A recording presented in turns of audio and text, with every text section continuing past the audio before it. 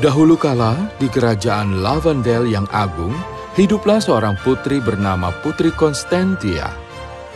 Orang-orang memanggilnya putri dengan mata tertutup. Constantia sangat cantik luar dalam. Rambut panjangnya yang bergelombang ikal jatuh di punggungnya berkilau di bawah sinar matahari.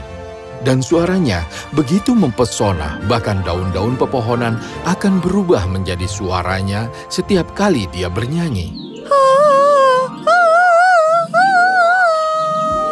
Sebagai seorang anak kecil, Constantia memiliki banyak teman bermain.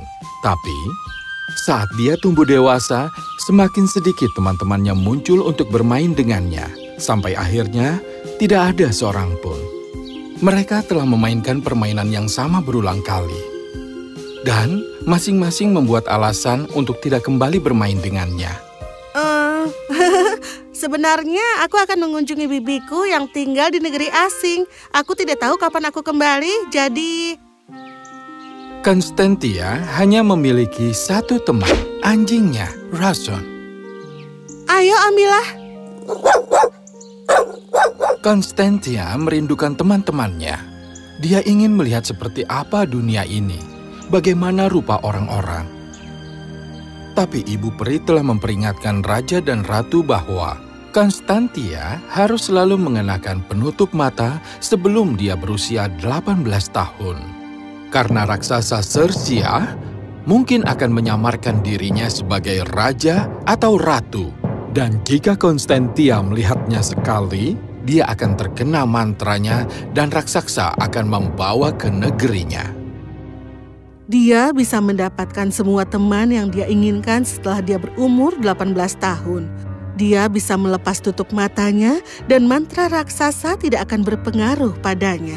Faktanya, setelah dia berusia 18 tahun, dialah yang harus lari darinya karena hanya dengan melihatnya saja akan mengubah raksasa itu menjadi debu. Dikarenakan saat Constantia lahir, tangisannya merdu dan manis. Seakan-akan diisi dengan madu yang menyelimuti aula istana dengan kebahagiaan. Ayahnya, Raja Xerxes, yang sangat sakit dan lesu, tiba-tiba sembuh dari penyakitnya setelah mendengar suara putrinya. Kerajaan bersuka cita atas kelahiran yang diberkati dari sang putri dan pesta besar diadakan.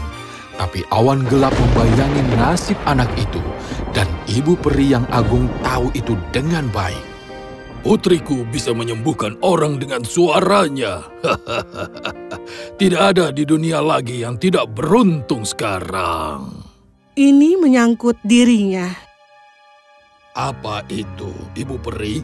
Aku melihatnya di bintang-bintang bahwa Constantia berada dalam bahaya besar dari raksasa Circia.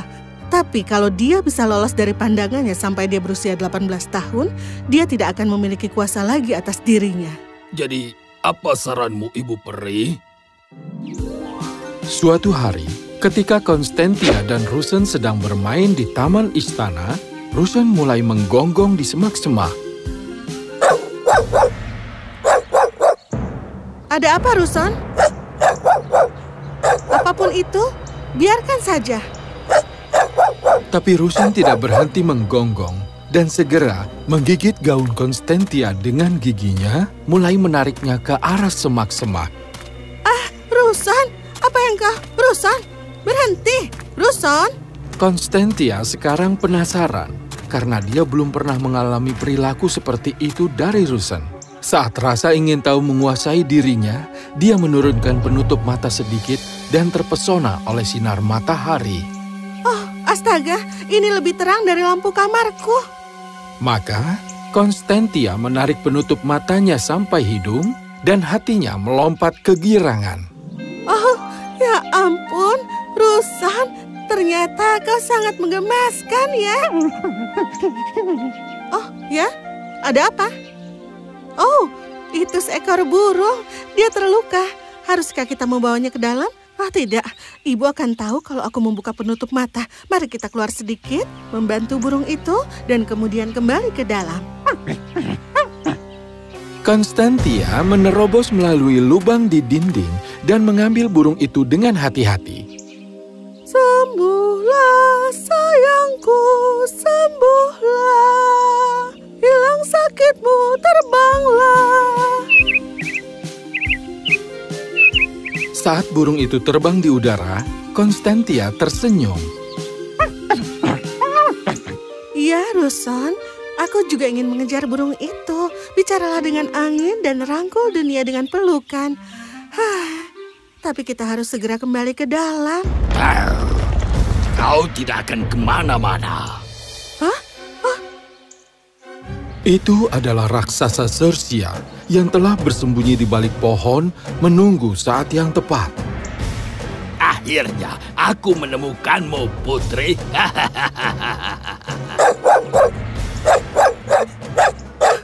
Raksasa! Tidak! Konstantia, Ruson. Tidak! Dalam perjalanan kembali ke menara Circia, raksasa berhenti di hutan dekat sungai dan mengikat Konstantia dan Ruson di pohon. Diamlah. Dan kau, putri, bangun. Saat raksasa menjentikan jarinya, Konstantia terbangun dari pingsan. Apa? Di mana aku? Oh, raksasa, apa yang kau inginkan? Mengapa kau menculik kami? Mengapa kau mengejar aku? Begitu banyak pertanyaan, tapi aku akan memberitahu jawabannya. Kau adalah penebusanku dari kutukan yang membuat aku menjadi raksasa. Aku akan memberikanmu pada penyihir dari timur sebagai imbalan pembebasan dan apa yang dia lakukan kepada kemampuan penyembuhan. Dan kau bukanlah masalahku. Penyihir dari timur? Ya, dia sangat kuat. Musuhku, raksasa Sula menungguku. Aku harus mengalahkannya dan mendapatkan cincin ajaib yang akan membawaku ke penyihir dari timur. Sekarang diamlah, aku akan segera kembali. Ketika raksasa itu pergi, Rasen melihat ke pohon, mulai menggonggong dengan panik. Kemudian seekor tupai keluar dari kulit pohon dan memandang Konstantia sejenak. Setelah itu menggigiti tali. Beberapa saat kemudian tali itu pun lepas dan Konstantia merasa lega. Terima kasih banyak. Aku tidak akan pernah melupakan ini. Oh, ya. Maaf. Kita harus lari sekarang. Konstantia dan Rosen berlari dan berlari sampai mereka jauh dari hutan dan ke padang rumput tempat domba merumput di bawah langit biru yang cerah. Lelah karena berlari, Konstantia duduk di bawah pohon dan memejamkan mata ketika mendengar Ruson menggonggong. Ada apa, Rus? Oh! Maafkan aku, Nona cantik. Kau tampak lelah dan juga lemas. Adakah yang bisa aku lakukan untukmu? Apakah kau penggembala? Maaf, aku adalah Pangeran Magnus. Konstantia berpikir sejenak, kemudian berkata, Iya, aku memang sang pengembala. Begini, tuanku ingin aku mengembalakan kawanan domba di tempat yang sunyi ini, tapi aku takut raksasa lapar yang mungkin datang memakan mereka dan membawa aku pergi bersamanya. Oh ya ampun, aku tidak akan melihat seorang wanita menjadi milik raksasa. Ikutlah denganku ke istanaku. Dan aku akan berbicara dengan ibuku, Ratu, dan dia akan dengan senang hati membantumu. Pangeran Magnus membawa Konstantia ke istananya, di mana Ratu setuju bahwa gadis muda itu dapat menggiring domba mereka. Konstantia berterima kasih pada pangeran, dan mulai hari berikutnya bekerja sebagai gembala kerajaan. Jangan khawatir, Ruson. Ini hanya masalah waktu saja. Raksasa itu akan segera menyerah pada pencariannya untuk kita, dan kemudian kita bisa menyelinap keluar dari sini dan pulang. Selain itu, aku tidak perlu memakai tutup mata lagi. Pangeran Magnus yang terpesona oleh kecantikan Konstantia mengunjunginya di lapangan setiap hari. Keduanya berbicara dan tertawa, tenggelam dalam kebersamaan satu sama lain. Segera mereka jatuh cinta dan Constantia untuk sesaat melupakan rumahnya, orang tuanya, dan juga raksasa itu. Suatu hari, ketika hanya seminggu sebelum ulang tahunnya yang ke-18, Pangeran Magnus dan Constantia sedang duduk di bawah pohon, berpegangan tangan, dan membangun istana di udara. Tiba-tiba, seekor ular viper muncul dari balik pohon dan menggigit Pangeran Magnus. Oh tidak, itu ular. Pangeran Magnus wajahnya mulai membiru dan jatuh pingsan. Pangeranku, bangun, bangun. Pada saat itu, ratu yang sedang berjalan-jalan dengan seorang menteri membahas masalah politik, tiba-tiba mendengar suara seseorang yang sedang bernyanyi dengan sedih. Suara itu, dari mana suara itu berasal? Sembuh, sembuh sayangku, beri aku semua rasa sakitmu. Cintai aku sekali lagi, cintai aku sekali lagi. Dan pada saat itu, saat angin menggesek dedaunan, warna biru dari wajah Pangeran Magnus menghilang. Dan tanda gigitan ular itu pun hilang, dan pangeran membuka matanya perlahan. Constantia. Cintaku. Sang ratu yang melihat segala sesuatunya terbentang di depan matanya dari kejauhan, bergegas menuju putranya dan memeluknya. Anakku, apa yang terjadi? Apa kau baik-baik saja? Aku baik-baik saja, Bu. Seekor ular telah menggigit aku dan kehilangan kesadaran. Tiba-tiba aku bangun tidak merasakan sakit lagi. Lihat, bahkan tanda itu pun telah hilang. Aku melihat semuanya. Siapa kau dan bagaimana kau bisa melakukannya? Konstantin tahu bahwa dia tidak bisa lagi merahasiakan identitasnya dan memberitahu mereka tentang dia.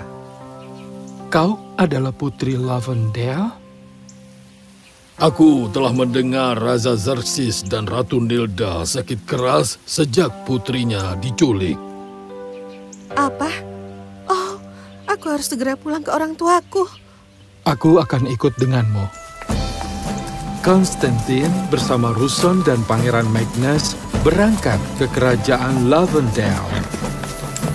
Mereka terus berkuda, dan ketika mereka melewati hutan lebat, raksasa Xerxes muncul di depan mereka. Dalam sekejap, dia meraih Constantia dan melompat ke udara. Melompat saat dia mengambil langkah panjang, mengguncang bumi sebelum menghilang dari pandangan. Tidak! Tiba-tiba, cahaya terang melintas di depan mata Pangeran Magnus, dan yang berdiri di depannya adalah Ibu Peri. Siapakah engkau? Aku adalah Ibu Peri, dan kau harus melakukan apa yang aku katakan. Raksasa telah membawa Constantia ke istananya, dan beginilah cara kau bisa mendapatkannya kembali. Ini adalah cincinku. Ini akan memandumu ke kastil tempat Constantia dipenjara. Berikan padanya, dan saat cincin ini ada di jarinya, dia akan berubah menjadi seekor burung merpati. Burung merpati? Sambil tersenyum, Ibu Peri mengambil sebotol cairan berwarna dan menyiramkannya di atas pangeran. Pangeran Magnus berubah menjadi merpati dan terbang ke langit. Sore menjelang malam, Konstantin mendapati dirinya bersandar dengan sedih di atas puncak menara raksasa. Saat itu, merpati terbang turun dan mematuk tangannya dengan lembut, meletakkan cincin itu di tangannya. Oh, terima kasih merpati. Dengan siapa kau berbicara? Dalam ketakutannya, Konstantin menyelipkan cincin di jarinya, dan dalam sekejap berubah menjadi burung merpati putih yang cantik. Terkejut dan geram, raksasa itu bergegas mencapai ke tepi menara. Tapi sudah terlambat. Merpati-merpati itu telah terbang dan berada jauh dari jangkauan raksasa.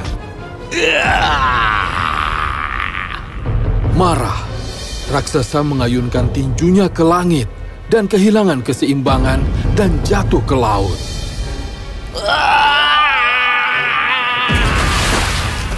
Merpati-merpati mencapai hutan tempat mereka menemukan ibu peri yang menunggu mereka bersama Rasen.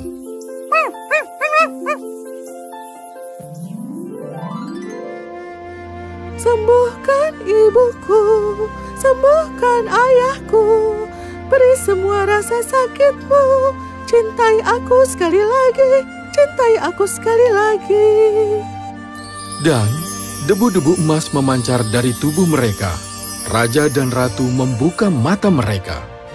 Tibalah ulang tahun ke-18 Putri Konstantia. Seluruh kerajaan diterangi dengan lampu warna-warni dan kembang api menghiasi langit dengan wajah Putri Konstantia. Semua orang bersuka cita, dan Putri Konstantia sangat gembira melihat cahaya indah di langit dan di seluruh kerajaan. Kalian penasaran bagaimana ceritanya dengan Pangeran Magnus? Tentu saja mereka menikah dalam sebuah pernikahan besar beberapa tahun kemudian, di mana peri dari seluruh dunia menghiasinya dengan kehadiran mereka. Dan selama pernikahan, ibu peri mengumumkan, Dan itu akan terjadi di masa yang akan datang. Orang-orang akan berkata kepada mempelai pria dan mempelai wanita, "Semoga kau bahagia seperti Raja Merpati dan Ratu Merpati." Yes, Hidup Raja